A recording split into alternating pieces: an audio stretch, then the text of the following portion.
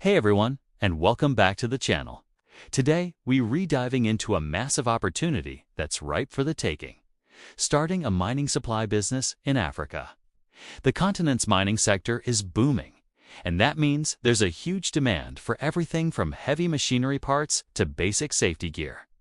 If you've ever thought about tapping into this lucrative industry, this video is your ultimate guide. We'll walk through the entire process, step by step, from initial research to scaling your operations. So grab a notebook because you're going to want to take some notes. First things first, let's talk about why this is such a golden opportunity. Africa holds a significant portion of the world's mineral reserves, including gold, diamonds, cobalt, and platinum. New mines are opening up, and existing ones are expanding. All these operations need a constant, reliable stream of supplies. This isn't just about selling pickaxes and shovels. We're talking about a vast range of products: personal protective equipment like helmets and boots, specialized tools, spare parts for excavators and drills, chemicals for mineral processing, and even office supplies for the mine's administrative staff. The market is diverse, and there's a niche for everyone. So, where do you begin? The absolute first step is research. Research, and more research. You can't just jump in blind. You need to understand the market inside and out. Start by identifying which countries have the most active mining sectors. Think about places like South Africa, Ghana, the Democratic Republic of Congo, and Zambia. Each country has its own unique landscape, both geographically and legally. You need to investigate what minerals are being mined, who the major players are, both large, multinational corporations and smaller, artisanal miners, and what their specific needs are. A great way to do this is by reading industry reports, following mining news websites, and even attending virtual or in-person mining conferences. These are fantastic places to network and get first-hand information. Also, look into the local regulations. What are the import duties? What are the business registration requirements for foreigners? Are there local content laws that require a certain percentage of goods or services to be sourced locally? Answering these questions early on will save you a world of headaches later. Once you have a good overview of the market, it's time to choose your niche. Trying to supply everything to everyone is a recipe for disaster, especially when you're just starting out. You need to specialize. Maybe you focus on supplying safety equipment, which is always in demand due to strict regulations. Or perhaps you have expertise in a certain type of machinery part. You could also specialize in supplying to small-scale or artisanal miners who are often underserved by larger suppliers. Your choice of niche should be based on a few things: your own expertise and interests, the level of competition, and the potential for profitability. If you have a background in engineering, supplying technical components might be a natural fit. If you're passionate about worker safety, PPE is a great route. Analyze the competition. Are there already 10 suppliers selling the exact same thing? If so, you'll need a strong, unique selling proposition to stand out. Maybe you can offer better prices, faster delivery, or superior customer service. Okay, so you've done your research and picked a niche. The next critical step is creating a solid business plan. This is your roadmap to success. It doesn't have to be a 100-page document, but it needs to cover the essentials. It should outline your business goals, your target market, your marketing and sales strategy, and your financial projections. How will you reach your customers? Will you have a physical storefront, an e-commerce website, or a team of sales reps visiting mine sites directly? Your financial plan is especially important. You need to realistically estimate your startup costs. This includes things like business registration fees, inventory costs, marketing expenses, and potentially warehousing and logistics. How will you fund this? Are you using your own savings, seeking a loan from a bank, or looking for investors?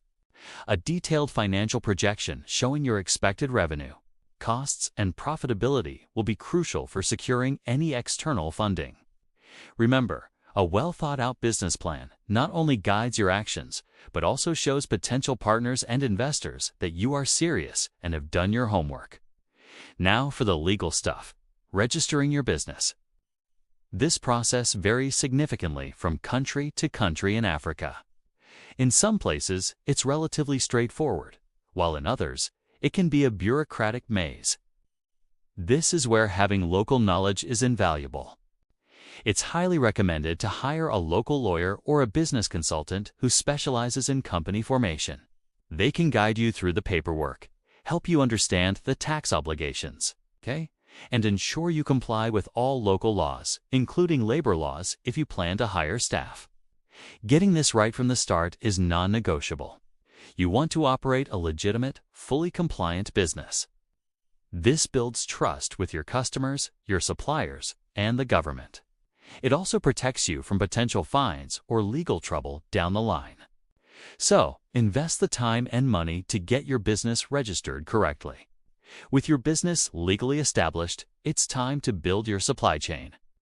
This is the heart of your operation.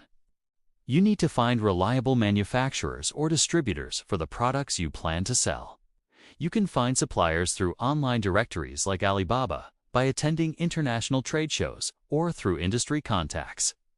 When evaluating potential suppliers, don't just look at the price. Consider the quality of their products, their production capacity, and their reliability. Can they consistently deliver on time? It's a good idea to get samples and vet them thoroughly. If possible, visit their factory. Building strong, long-term relationships with your suppliers is key.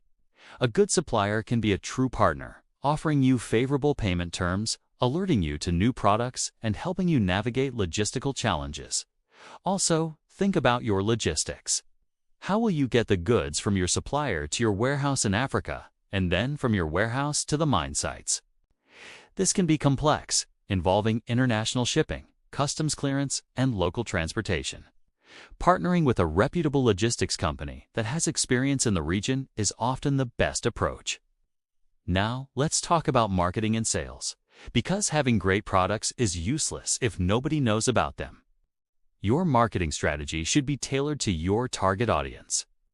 For large mining corporations, a direct sales approach is often most effective.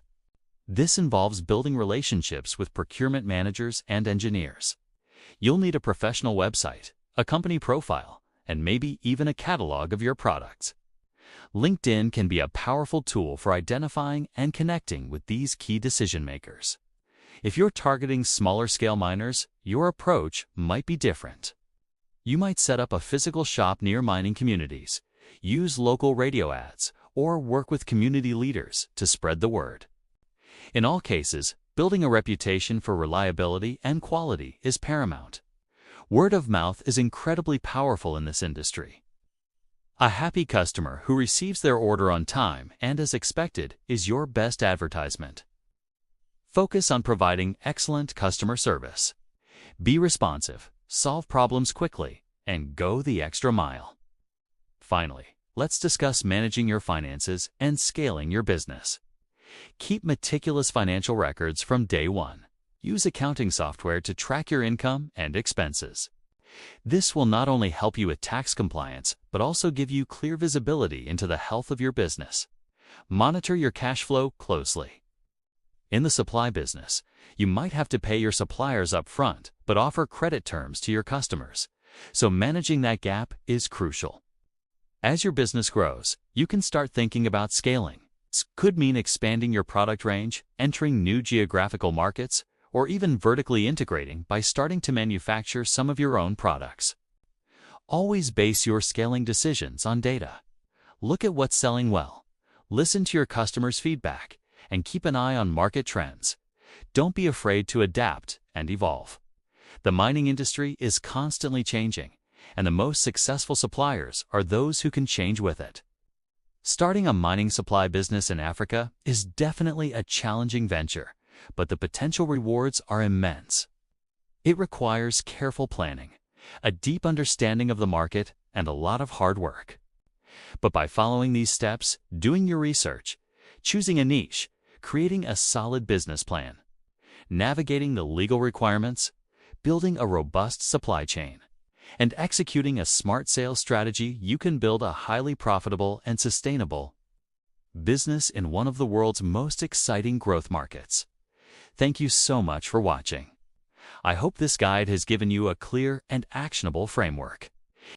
If you found this video helpful, please give it a thumbs up.